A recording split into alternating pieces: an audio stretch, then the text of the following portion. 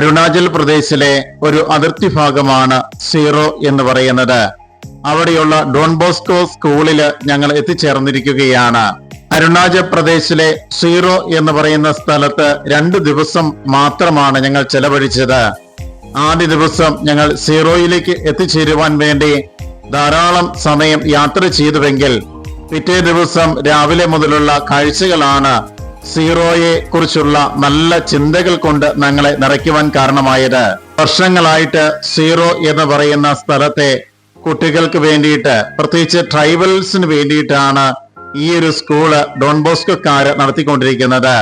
അവിടെയുള്ള വൈദികരുമായിട്ടുള്ള നല്ല ബന്ധമാണ് ഇവിടം വരെ ഞങ്ങൾ എത്തിക്കുവാനുള്ള പ്രധാനപ്പെട്ട കാരണമെന്ന് പറയുന്നത്. ഞങ്ങൾക്ക് പോകും വഴിയിലായിരുന്നു ഈ ഒരു സ്കൂള് നിലകൊള്ളുന്നത്. അതുകൊണ്ട് അവിടുത്തെ കാഴ്ചകൾ കൂടി കണ്ട് വൈദികരുമായിട്ടുള്ള നല്ല പരിചയം പുലർത്തിയതിന് ശേഷമാണ് മുന്നോട്ടുള്ള യാത്ര ഞങ്ങൾ നടത്തുകയും ചെയ്തിരിക്കുന്നത്.